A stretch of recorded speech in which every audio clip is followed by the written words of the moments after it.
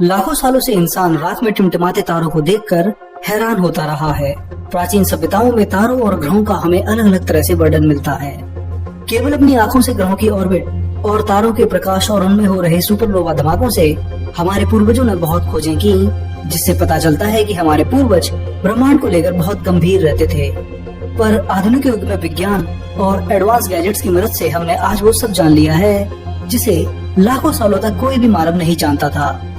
हम अब जानते हैं कि हमारी आकाशगंगा में कितने तारे हैं और हर तारा कितने वर्षों तक जीवित रह सकता है, ग्रह किस गति से परिक्रमा करते हैं और ब्रह्मांड कितना विशाल हो सकता है और ये क्यों फैल रहा है।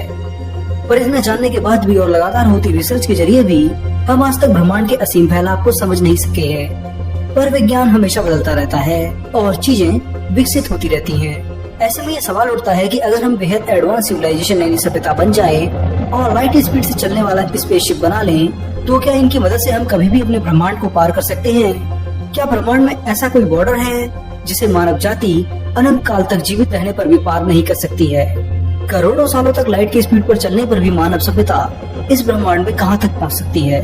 इन्हीं सभी सवालों के जवाब और ब्रह्मांड की अनदेखी सच्चाई को जानने के लिए तैयार हो जाइए साइमिक के साथ ब्रह्मांड की अनोखी यात्रा पर, जहां हम अपने कॉस्मिक हॉराइजन यानी उस बॉर्डर को जानेंगे जिसके पार ना तो हम जा सकते हैं और ना ही वहां से कोई चीज हमारे पास वापस आ सकती है। तो चलिए शुरू करते हैं।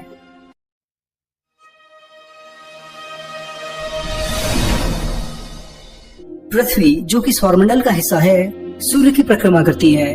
12,742 किलोमीटर चौड़ी पृथ्वी से हम इंसानों ने इस ब्रह्मांड को देखना शुरू किया है। लगभग 1 लाइट ईयर यानी कि 100 खरब किलोमीटर में फैला हमारा सौरमंडल ही इतना विशाल है कि हम इसे अभी भी किसी भी तरह के स्पेसक्राफ्ट से पार नहीं कर सके हैं। वहीं बात करें सबसे नजदीकी तारे प्रॉक्सिमा सेंटोरी की, तो वो हमसे 4.3 लाइट ईयर दूर है, यानी कि लाइट की 3 लाख किलोमीटर पर सेकंड की स्पीड से भी यहाँ जाने में आपको कम से कम 4 साल 4 महीने लगने वाले हैं। अब तक के सबसे दूर भेजे गए स्पेसक्राफ्ट वॉयेजर 2 को यहाँ जाने में 73,000 साल लगने वाले हैं। अगर हम 400 किलोमीटर पर सेकंड की स्पीड का भी स्पेसक्राफ्ट बना लें तो इस तारे पर जाने में ही 3,000 साल लग जाएंगे। लाइट की स्पीड से ये हमें भले ही ज्यादा दूर न दिखाई देता हो, पर असल जिंदगी में ये हमसे 42 लाख करोड़ किलोमीटर दूर है। सोचिए, सबसे नजदीकी स्टार ही इतना दूर है, तो आगे आप समझ सकते हैं कि हमारी यात्रा और कितनी विशाल होने वाली है। मिल्की वे गैलेक्सी यानी हमारी आकाशगंगा में इसी तरह के 100 से लेकर के 400 अरब तक तारे हैं। लगभग 2 लाख लाइट ईयर में फैली हमारी आकाशगंगा बहुत बहुत विशाल है। 1350 करोड़ साल पहले इसी गैलेक्सी में स्टार्स का बनना शुरू हुआ और धीरे धीरे ग्रेविटी के कारण कई स्टार्स गैस और धूल के बादलों के मिलने से बनने लगे। इस समय हमारी आकाशगंगा में 95% तारे ऐसे हैं जो जन्म ले चुके हैं और अपने अंतिम समय के नजदीक हैं। हम ब्रह्मांड के उस समय में हैं जहां अब नए तारों का जन्म लगभग खत्म हो चुका है। हमारी आकाशगंगा में हर साल केवल 3 ही नए तारों का जन्म होता है। ऐसे में अब हर गैलेक्सी में नए तारों के बनने की स्पीड बेहद बेहद धीमी है। ब्रह्मांड अब अपनी एंडिंग के शुरुआती दौर में है। ऐसे में हमें जल्दी से जल्दी इसे पार करना होगा, नहीं तो बहुत सी चीजों को हम कभी भी देख नहीं पाएंगे। दूसरी सबसे बड़ी समस्या जो हमारी यात्रा को कभी पूरा नहीं होने देगी, वो है ब्रह्मांड का विस्तार। तो इन सभी बातों को ध्यान में रखकर भी हम कितनी दूर तक इस ब्रह्मांड की यात्रा कर सकते हैं, आइए देखते हैं। हमारी मिल्की वे गैलेक्सी और पड़ोसी गैलेक्सी एंड्रोमेडा एक ग्रुप का हिस्सा है जिसमें 50 और ड्वार्फ गैलेक्सी शामिल हैं। ये सभी 54 गैलेक्सी मिलकर के एक ग्रुप बनाती हैं, जिसे लोकल ग्रुप कहा जाता है। ऐसे ही हजारों और ग्रुप्स हैं जो ग्रेविटी के कारण एक दूसरे से बने हुए हैं। लोकल ग्रुप जैसे हजारों ग्रुप्स लानिका सुपर क्लस्टर का हिस्सा हैं। ऐसे ही 1 करोड़ से ज्यादा सुपर क्लस्टर मिलकर के पूरे ऑब्जर्वेबल यूनिवर्स को बनाते हैं, जिसमें कुल 20 खरब गैलेक्सी शामिल हैं। अब इस महाविशाल का आकार को देखा जाए तो ये तो तय है कि हम इसे कभी भी पार नहीं कर सकते हैं। हम केवल उसी हिस्से को पार करने की कोशिश कर सकते हैं जो हमसे ग्रेविटेशनली बाउंड हो, यानी कि ग्रेविटी के द्वारा हमसे किसी न किसी तरह से जुड़ा हुआ हो।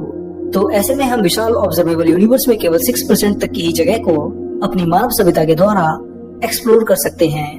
ये वो बाउंड्री है जिसे हम अगर अरबों अरबों साल या कहीं तो हमेशा के लिए भी अमर हो जाएं, तो भी पार नहीं कर सकते हैं।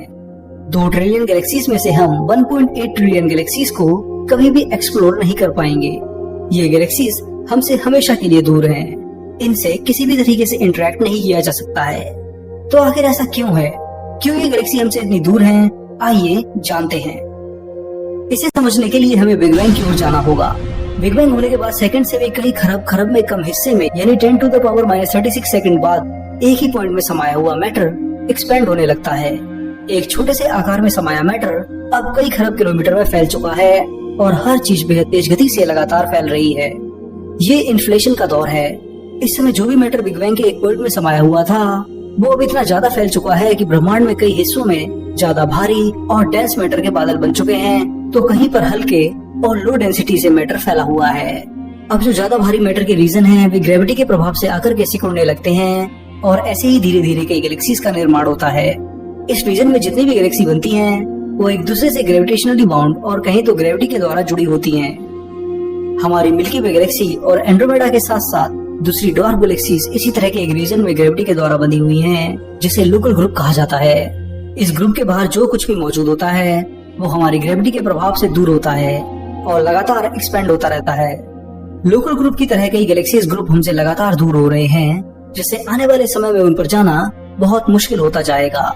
पर इससे भी बड़ी समस्या ये है कि हमें ये नहीं पता है कि हमारा ब्रह्मांड आखिर कितनी तेज एक्सपेंड हो रहा है और क्यों हो रहा है। वैज्ञानिक इसके पीछे हालांकि डार्क एनर्जी को जिम्मेदार मानते हैं, जो ग्रेविटी से एकदम विपरीत चीजों को एक दूसरे से अलग करती है। इसी रहस्यमयी और ना दिखाई देने वाली एनर्जी के कारण ही स्पेस लगातार एक्सपेंड हो रहा है और इसका एक्सपेंशन हर समय बढ़ता ही जा रहा है। लाइट स्पीड से भी तेज एक्सपेंड होते ब्रह्मांड में वैज्ञानिक मानते हैं कि अब एक ऐसा बॉर्डर इस ब्रह्मांड में बन चुका है जिसके बाहर अगर कोई भी चीज चली जाए तो मानव सभ्यता उसे दोबारा कभी ट्रेस और देख नहीं सकती है। ये ठीक एक ब्लैक होल के इवेंट होराइजन जैसा लगता है, जहाँ कोई चीज चली जाए तो वापस नहीं आती है। ठीक इसी तरह हमारे लिए भी कॉस्मिक होराइजन बन चुका है, जो लगातार घटता ही जा रहा है। समय के साथ हमारा बॉर्डर घट रहा है और गैलेक्सीज हमसे बहुत बहुत दूर जा रही हैं। करीब 94% गैलेक्सीज अब इस होराइजन को पार कर चुकी हैं, जिसका अर्थ है कि अनंत काल तक जीवित रहने के बाद भी हम इन गैलेक्सीज पर रह रही सभ्यताओं से कभी इंटरेक्ट नहीं कर पाएंगे। पर अब आपके मन में सवाल आएगा कि अगर हम इन गैलेक्सी से इंटरेक्ट नहीं कर सकते हैं तो आखिर वैज्ञानिक इन्हें देख कैसे पाते हैं। तो इसका सीधा सा उत्तर है लाइट। इस ब्रह्मांड में लाइट की स्पीड की एक लिमिट है। हर सेकंड 3 लाख किलोमीटर चल रही लाइट के कारण ही हम किसी भी चीज को देख पाते हैं। तो जो गैलेक्सी हमें आज दिखाई दे रही है वो असल में आज हमसे बहुत बहुत दूर है। हम केवल उनके द्वारा छोड़े गए प्रकाश को ही देख पाते हैं। जैसे कि अगर कोई गैलेक्सी 12 अरब प्रकाश वर्ष यानी लाइट ईयर दूर है तो असल में वहाँ से जब पहली बार लाइट पृथ्वी की ओर चली होगी तो उसे पृथ्वी तक आने में 12 अरब साल लगे होंगे। तो जो हमें इस गैलेक्सी की इमेज दिखाई देती है वो असल में 12 अरब साल पहले की है। प्रेजेंट में यानी आज के समय में ये गैलेक्सी हमसे बहुत बहुत दूर है। ये हमारे कॉस्मिक होराइजन से भी बाहर जा चुकी है और अब इस पर हम कभी भी किसी भी तरह से इंटरेक्ट नहीं कर सकते हैं। बस टेलीस्कोप से पुरानी इमेज ले सकते हैं। इससे पता चलता है कि हमारा यूनिवर्स लगातार विशाल होता जा रहा है और चीजें हमसे लाइट स्पीड से भी तेज दूर हो रही हैं और हम चाह करके भी लाइट स्पीड से तेज स्पेसक्राफ्ट नहीं बना सकते हैं। तो इसलिए हम इन गैलेक्सीज पर कभी भी पहुंच नहीं सकते हैं। अगर हम टाइप 3 सिविलाइजेशन में बन जाएं और 1 करोड़ साल तक लाइट की स्पीड से इस ब्रह्मांड की यात्रा करें तो भी हम इन 94% गैलेक्सीज पर कभी भी नहीं जा सकते हैं। हम केवल 6% ऑब्जर्वेबल यूनिवर्स में ही अपनी एक्सप्लोरेशन कर सकते हैं। इस हिस्से में अरबों गैलेक्सीज हैं और इनका फैलाव करीब 18 अरब लाइट ईयर तक है और ये लाइट स्पीड से भी कम स्पीड पर हमसे दूर हो रही हैं। तो यहाँ हम फिजिकल तौर पर भविष्य में पहुँच सकते हैं। इसके आगे की किसी भी गैलेक्सीज में हम नहीं जा सकते हैं, पर ये रीजन भी धीरे धीरे एक दिन हमसे दूर हो जाएगा और केवल हमारा लोकल ग्रुप बचेगा जिस पर हम अपनी यात्रा कर सकेंगे। पूरे ऑब्जर्वेबल यूनिवर्स का 0.00000000000001% जितना आकार यानी लोकल ग्रुप ही हमारा ब्रह्मांड होगा।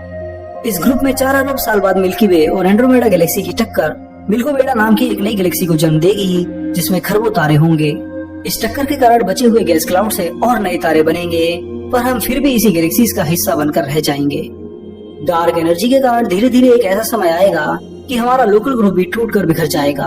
हर गैलेक्सी हमसे दूर हो जाएगी और मिल्कोवेडा एक अलग थलग गैलेक्सी बन जाएगी। लाइट से भी तेज स्पीड से दूर होती गैलेक्सी से फिर कभी भी लाइट हमारी ओर नहीं आएगी और हम इस ब्रह्मांड में अनंत काल तक ऐसे ही भटकते रहेंगे। इस समय हर सेकंड 60,000 तारे हमारे कॉस्मिक बॉर्डर से दूर होते जा रहे हैं। आज ये जहां हमें किसी टेलीस्कोप की इमेज से दिखाई देते हैं, असल में इतने दूर जा चुके हैं कि हम सोच भी नहीं सकते हैं। खैर, अभी तक हम ऑब्जर्वेबल यूनिवर्स की बात कर रहे हैं, जो कि 14 अरब साल पहले बना था।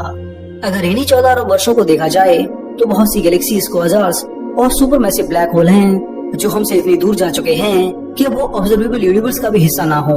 हमें नहीं पता है कि हमारा ब्रह्मांड कितनी तेज फैल रहा है, पर ये तो तय है कि ये लाइट स्पीड से ज्यादा है। लाइट की फिजिकल लिमिट हमें कभी भी बचे हुए ब्रह्मांड को देखने नहीं देगी। इसलिए अगर हमें भविष्य में अपनी कॉस्मिक बाउंड्री तोड़नी है तो कुछ ऐसा करना होगा जो लाइट से भी कम समय में हमें किसी दूसरी जगह पहुंचा दे। दोस्तों, फिलहाल इस वीडियो में इतना ही। यहाँ आपने आज उस स्पेस बाउंड्री और कहीं तो कॉस्मिक होराइजन को जाना है जिसके आगे मानव सभ्यता ना तो जा सकती है और ना ही हम इसके बाहर मौजूद गैलेक्सीज और दूसरे ऑब्जेक्ट से कभी इंटरेक्ट कर सकते हैं। ब्रह्मांड के एक्सपेंशन और हमारी फिजिकल लिमिट के कारण ये बाउंड्री बनी है जो हमें बताती है कि हमारा ब्रह्मांड वास्तव में कितना विशाल है। मुझे उम्मीद है कि आपको मेरा ये वीडियो काफी पसंद आया होगा और आपने बहुत कुछ सीखा होगा। तो जल्दी से जाइए और वीडियो पर जमकर कमेंट कीजिए और सवाल पूछिए और शेयर कीजिए। चैनल को सब्सक्राइब कीजिए और बेल आइकन भी प्रेस कीजिए। मैं मिलूंगा अगले हफ्ते एक और मजेदार साइंस वीडियो के साथ। तब तक के लिए नमस्कार, जय हिंद।